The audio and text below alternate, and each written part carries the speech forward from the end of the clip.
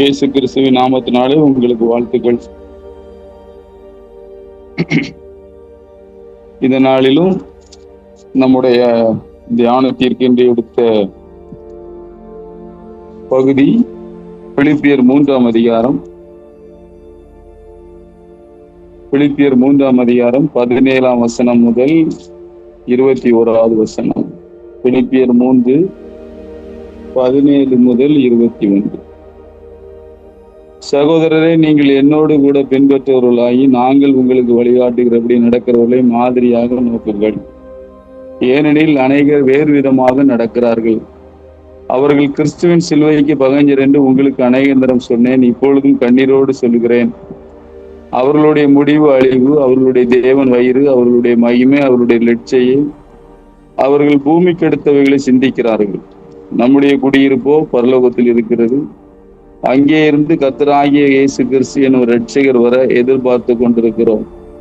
அவர் எல்லாவற்றையும் தமக்கு கீழ்ப்படுத்திக் கொள்ளத்தக்க தம்முடைய வல்லமையான செயலின்படியே நம்முடைய அற்பமான சரீரத்தை தம்முடைய மகிமையான சரீரத்துக்கு ஒப்பாக மறுரூபப்படுத்துவார். இந்த பகுதியை தான் நம்ம இன்னைக்கு தியானிக்க இருக்கிறோம்.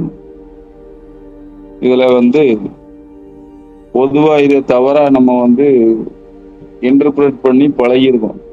என்ன சொல்லுவோம் அப்படின்னா, 20ஆம் வசனத்துல போட்டிருக்கு, நம்மளுக்கு குடியிருப்புங்க கிடையாது, எல்லாம் பரலோகம் தான் அப்படின்னு சொல்லுவோம். இப்படி பிரசங்கம் கேட்டிருக்கும். இன்னொன்னு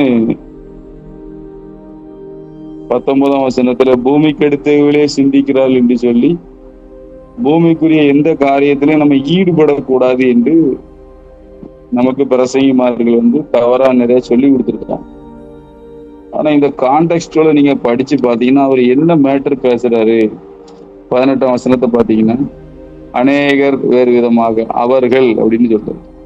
19ஆம் அவர்களுடைய முடிவுன்னு போட்டு, திரும்பியும் அவர்களுடைய மகிமை அப்படின்னு போட்டு, இந்த அவர்கள் யாருன்னு நீங்க அந்த அதிகாரம் முழுதும் படிச்சு பாத்தீங்கன்னா, நீங்க 1ஆம் அதிகாரத்துல இருந்தே படிச்சு பாத்தீங்கன்னா, அவர் யாரை எழுதுறாருன்னா,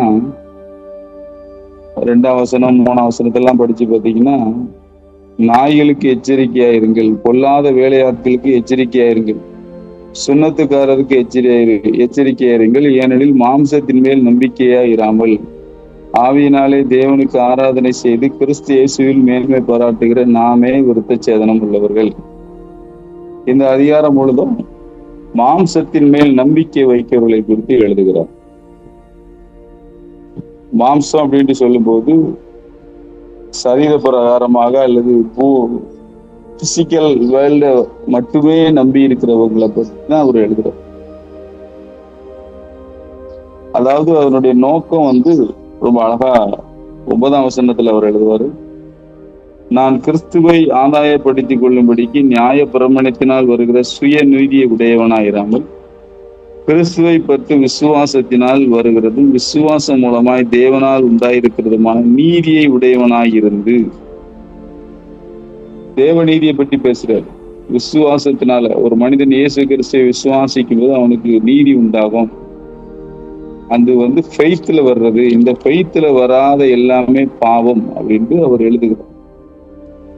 இந்த ஃபெய்த் இல்லாம வாழ்கிற ஒரு வாழ்க்கை தான் பூமிக்கு அடுத்த ஒரு வாழ்க்கை, அல்லது மாம்சத்துக்கு அடுத்த ஒரு மாம்சத்தின் மேல நம்பிக்கை வைக்கும்.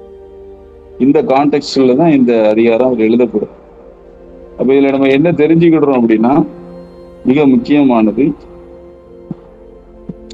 நம்முடைய சரீரம் கடைசி வசனத்துல அப்படிதான் போடும், ஒரு நாளிலே மறுரூபமாகும்.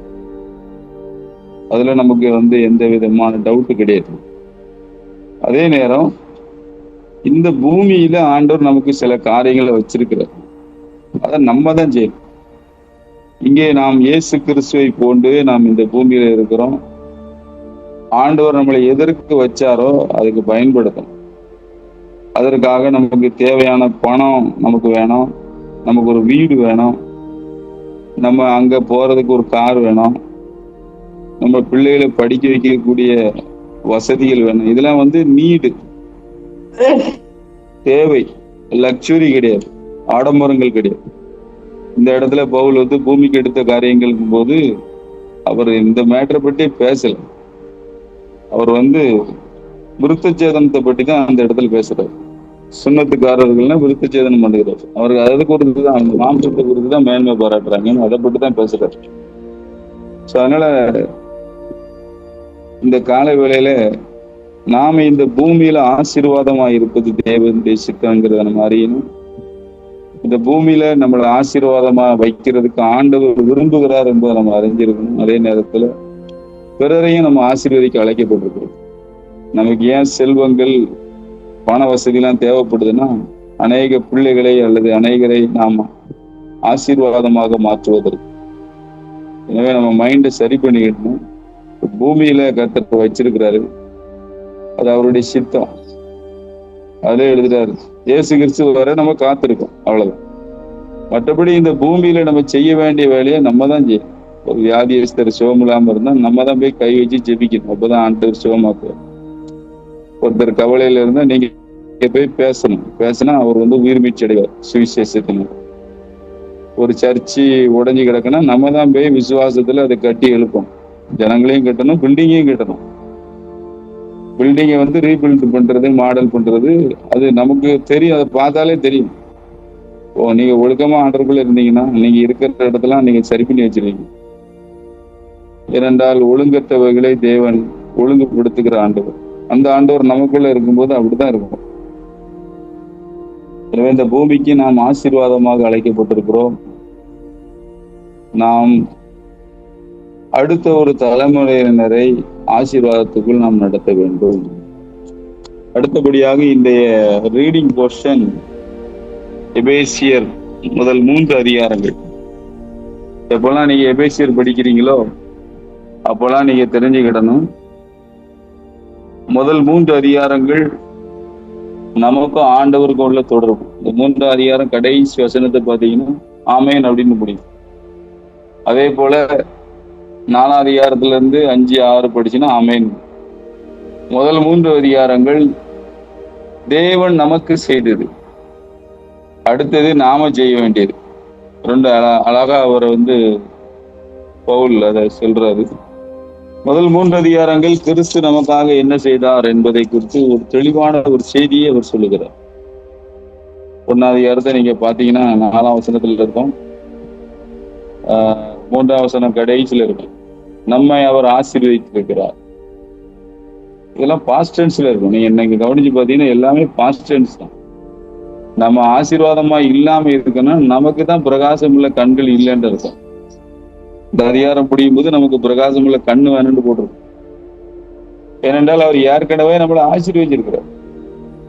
நமக்கு தேவையான உணவை ஏற்கனவே வச்சுட்டாரு, தண்ணீரை வச்சுட்டாரு, காத்து இருக்கு, எல்லாமே இருக்கு, ஆசீர்வதித்து இருக்கிறார். ரட்சிப்பு இருக்கு, அபிஷேகம் இருக்கு, இட் இஸ் பினிஷ், சிலுவையில எல்லாம் முடிச்சு வச்சிருக்கு. இந்த ஒரு அறிவு நமக்கு எப்போதும் இருக்கணும். அவர் 3ஆம் வசனத்துல அப்படிதான் சொல்றாரு, ஆசீர்வதித்திருக்கிறார். என்ன ஆசீர்வாதம் எல்லாம் இருக்கு என்று பார்த்தா 4ஆம் வசனத்துல நம்மை தெரிந்து கொண்டார் அப்படின்னு சொல்றாரு. நம்மளை அவர் செலக்ட் பண்ணியிருக்காரு உலக தோற்றத்திற்கு முன்னாடியே. அது மாத்திரம் இல்ல, 6ஆம் வசனத்துல சுவிகார புத்திரராகும்படி முன்குறித்திருக்கிறார். தெரிந்து கொண்டது மாத்திரமல்ல, நம்மளை முன்னாடியே செலக்ட் பண்ணியிருக்காரு. 7ஆம் வசனத்துல நமக்கு ஒரு பாவ மன்னிப்பு அவரால் உண்டாயிருக்கிறது. திரும்ப நீங்க பாத்தீங்க அப்படின்னா அந்த வசனம் 13ஆம் வசனம், 12ஆம் வசனத்துல நாம் அவருடைய சுதந்திரமாக்கப்பட்டோம். 13ஆம் வசனத்துல நாம் முத்திரை போடப்பட்டிருக்கிறோம் அப்படின்னு சொல்லிட்டு 17, 18ல இயேசு கிறிஸ்துவின் உயிர்த்தெழுந்த வல்லமை நமக்குள்ள இருக்கு, அதை விசுவாசிக்கிறோம் அப்படின்னு சொல்லி இதுக்கெல்லாம் ஒரு பிரகாசமுள்ள மனக்கண்கள் வேண்டும். ஒரு பிரேயரோட அந்த அதிகாரத்தை அவர் முடிக்கிறார். தொடர்ந்து 2ஆம் அதிகாரத்துல ஆண்டவர் நம்மளை உயிர்ப்பித்தாரு எப்படின்ட்டு 4ஆம் வசனத்துல சொல்றாரு. அவர் நம்மளை பயங்கரமா நேசித்தார். தேவனோ இரக்கத்தில் ஐஸ்வர்யம் உள்ளவராய் நம்மில் அன்பு இருந்த நம்முடைய மிகுந்த அன்பினாலே அக்கிரமங்களிலும் பாவங்களிலும் இருந்திருந்த நம்ம உயிர்ப்பிச்சார் அப்படிங்கிறார். அப்போ நம்மளை ஆண்டவர் பயங்கரமா நேசிச்சார்.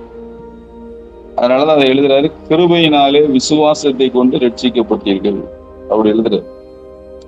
கிருபையினாலே விசுவாசத்தை கொண்டு ரட்சிக்கப்பட்டீர்கள். 8ஆம் வசனத்துல ஃபர்ஸ்ட் கிருபை தான், 2வதா விசுவாசம். அப்படின்னா என்ன அர்த்தம் அப்படின்னா, கிருபை என்பது இயேசு நமக்காக செய்த கிரியை. சிலுவையிலே அவர் எனக்காக செய்தார். அவர் என்னை அன்பு கூர்ந்தார், அதை டெமான்ஸ்ட்ரேட் பண்ணார், விளங்க வைத்தார். என்னை அதிகமாக நேசித்தார். எனக்கு என்னை வேலிடா அவர் நினைக்கிறார். அவர் மறிச்சு என்னை உயிர்ப்பிக்கிற அளவுக்கு என்னை வேலிடா நினைக்கிறார். அதான் இரக்கத்தில் ஐஸ்வர்யம் உள்ளவரா, மிகுந்த அன்பினாலே. அந்த ஒரு கிருபையை நம்ம நினைக்கும் போது, அதுல ஒரு ஃபெய்த் வரும்போது, எனக்கா இத்தனை கிருபை, ஆண்டவரே என்னையா இவ்வளவு நேசித்தீர் அப்படின்னு நம்ம மைண்ட் செட் பண்ணும்போது நாம் ரட்சிக்கப்படுகிறோம். அழகா எழுதுறாரு, கிருபையினாலே விசுவாசத்தை கொண்டு ரட்சிக்க. ஃபர்ஸ்ட் ஃபெய்த் கிடையாது, ஃபர்ஸ்ட் கிரேஸ். கிரேஸ் என்றாலே உங்க மைண்ட்ல உடனே வரணும், இயேசு நமக்காக செய்தது, கிருபையின் மேல் கிருபை பெற்றோம் அப்படிங்கிறோம். அதாவது இதுக்கு மேல முடியாது. திருத்துவத்துல 2வது நபர் இந்த பூமிக்கு வந்து நமக்காக ரத்தம் சிந்தி இருக்கிறார். ரத்தம் சிந்தினது மாத்திரமல்ல, நம்மளை மீட்டு இருக்கிறார். மரணத்தை ஜெயித்து நம்மளையும் இந்த மாதிரி வாழ முடியும்னு ப்ரூவ் பண்ணிட்டு போயிருக்காரு. அதை ஒரு மனுஷன் விசுவாசிக்கும் போது அவன் ரட்சிக்கப்படுகிறான் அப்படின்னு அவர் இதுல எழுதுறாரு.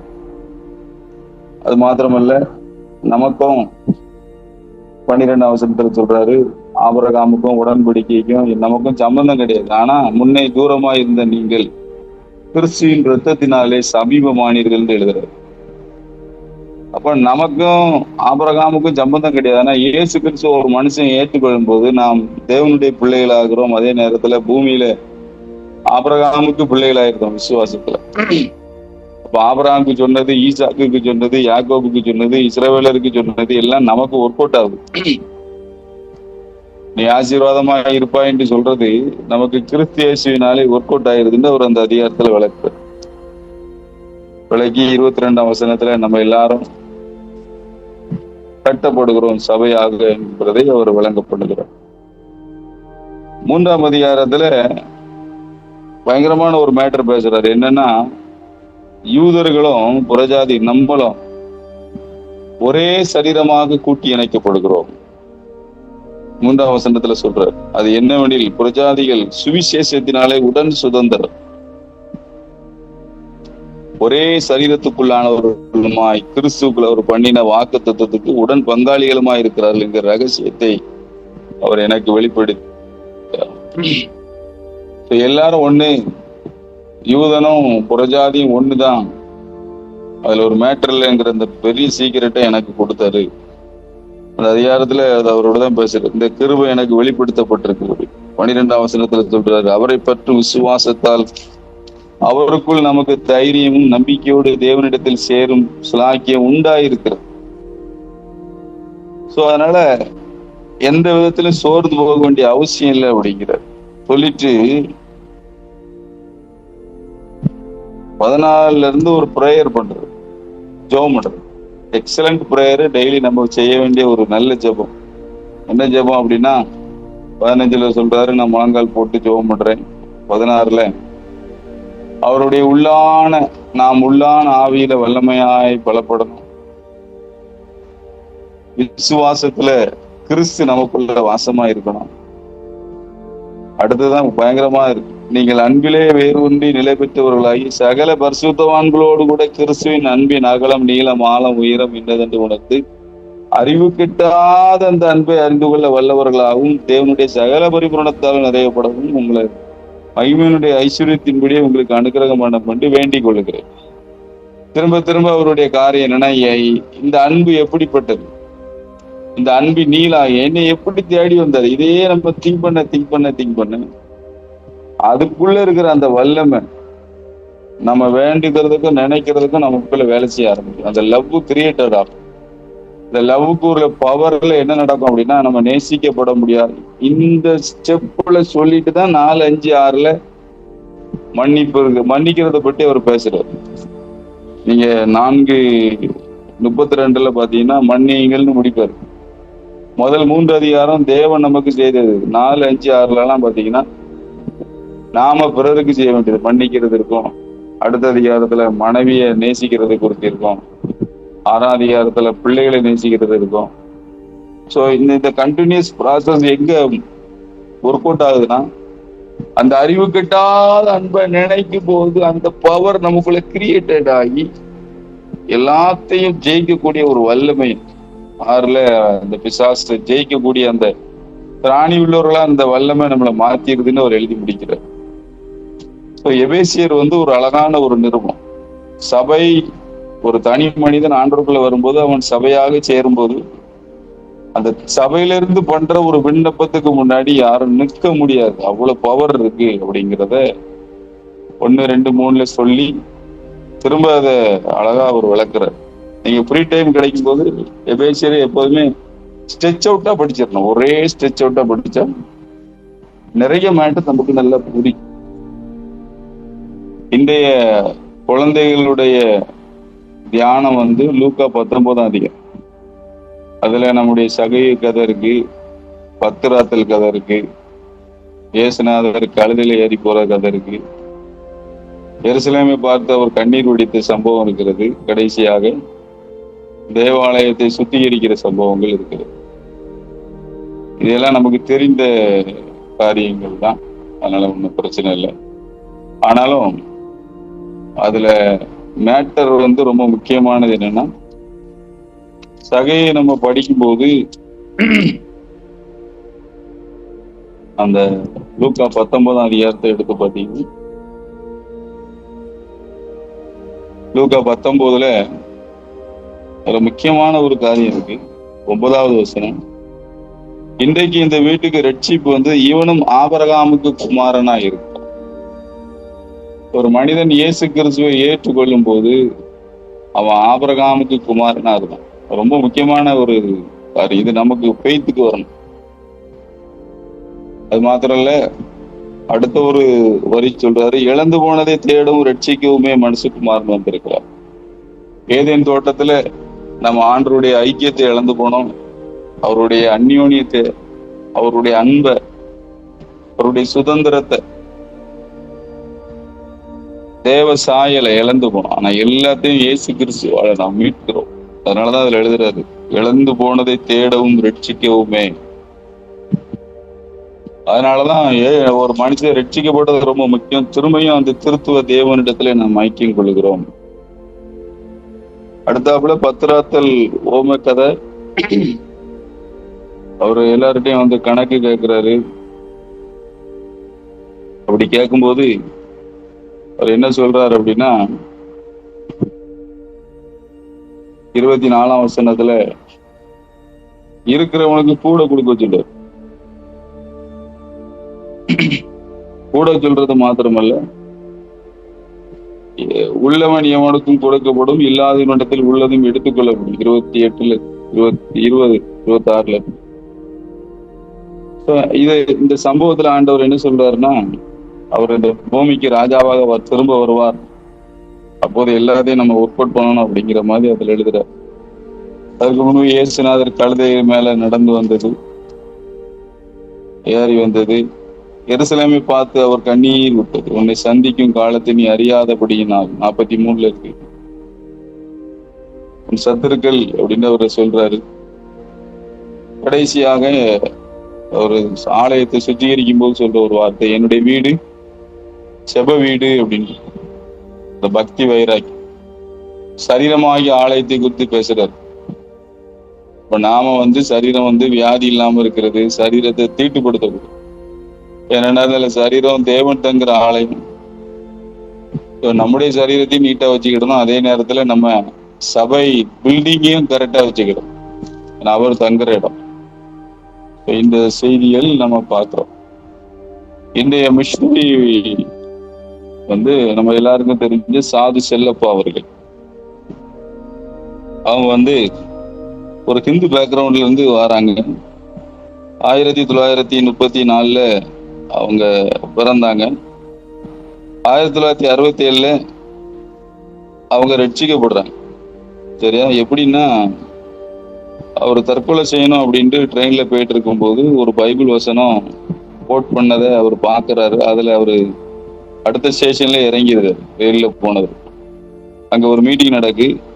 அந்த மீட்டிங்ல அவர் ரட்சிக்கப்பட்டு ஃபுல் டைம் கமிட்டட் ஆகிறார். 1974 இருந்து அவர் ஃபுல் டைம் ஆகிறார்.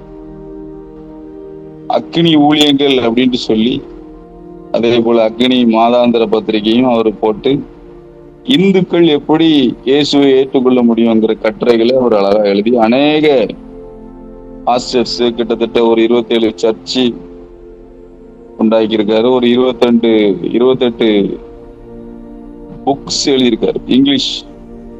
இங்கிலீஷ்லயும் இருக்கு, தமிழ்லயும் இருக்கு. அவங்க மேக்சிமம் எல்லாத்துலயுமே அந்த இந்து ஸ்லோகன்ஸ், இந்துக்கள் எப்படி இயேசுவை ஏற்றுக்கொள்ள முடியும் எளிமையா அவர் எழுதியிருக்கிறார்.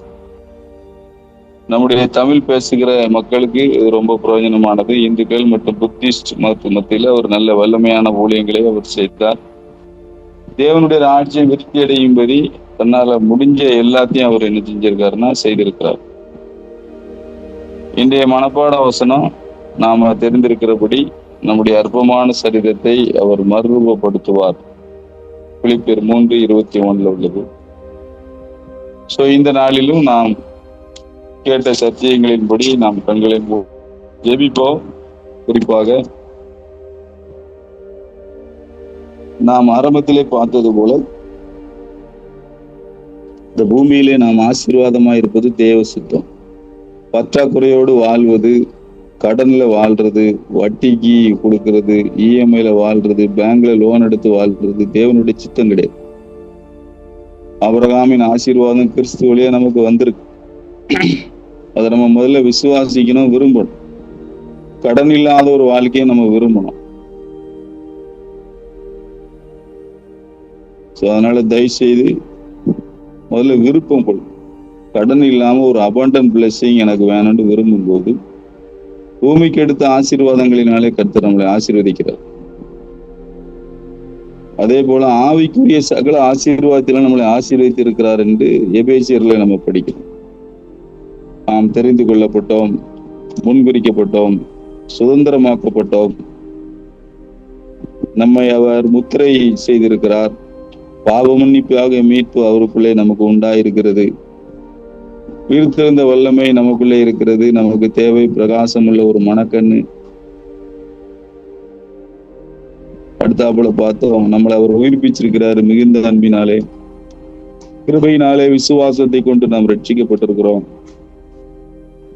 எல்லாவற்றுக்கும் மேலாக நாம் உடன் சுதந்திரர், யூதர்கள் புறையினத்தார்னு இல்லாம நம்ம ஆண்டவருக்குள்ள ஒன்னா இருக்கிறோம். அந்த அளவுக்கு நம்மளை நேசிச்சிருக்கிறாரு. அந்த அன்பின் நீளம், அகலம், ஆழம், உயரம் என்னதென்று உணர்ந்து அந்த அறிவு கெட்டாத அந்த அன்பை அறிந்து கொள்ள வல்லவர்களாக நம்மளை மாற்றக்கூடிய கிருபையை ஆண்டவர் நமக்கு ஏற்கனவே கொடுத்துட்டார். நாம தான் அதை விசுவாசிக்கணும், நாம தான் அதை நம்பி ஒர்க் அவுட் பண்ணணும். அந்த அன்புல வரும்போது பிறரை மன்னிக்கிறது ஈஸியா இருக்கும். சாத்தானுடைய சகல தந்திரங்களை மேற்கொள்வது நமக்கு எளிதா மாறி போகும். தேவ அன்பினாலே நாம் நிரப்பப்படும்படி இந்த காலை வேளையில் ஒப்பு கொடுத்து ஜெபிப்போம். நல்ல பிதாவே, நாங்கள் நன்றியோடு துதிக்கிறோம், ஸ்தோத்திரிக்கிறோம். நீர் இன்னும் ஜீவிக்கிறீர், எங்களோடு இருக்கிறீர் ஆண்டவரே. உடைய வார்த்தை இன்னும் ஜீவனாயிருக்கிறது, அதற்காக தோத்திரம். ஜூம்ல இணைந்த எல்லாரும் இயேசுவின் நாமத்தினாலே ஆசீர்வதிக்கிறோம் ஆண்டவரே. பற்றாக்குறை இல்லாத ஒரு வாழ்க்கை இயேசுவின் நாமத்தில் உண்டாகும்படி நாங்கள் ஜெபிக்கிறோம். தேவ அன்பினாலே நாங்கள் ஒவ்வொரு நாளும் நிரப்பப்படணும். அறிவு கெட்டாத அந்த கிறிஸ்துவின் அன்பினாலே நாங்கள் நிரப்பப்பட்ட ஆண்டவர், அதிலிருந்து பிறரை மன்னிக்க, அதிலிருந்து பிறரை ஆசீர்வதிக்க, அதிலிருந்து ஆண்டவரை நாங்கள் எங்கள் ஆவிக்குரிய வாழ்க்கையை கட்ட எங்களை ஒப்பு கொடுக்கிறோம். எல்லா கணத்தையும் மகிமையும் உமக்கே செலுத்துகிறோம். இயேசு கிறிஸ்து மூலம் வேண்டுகிறோம் நல்ல பிதாவே. ஆமேன், ஆமேன். என் ஆத்மாவே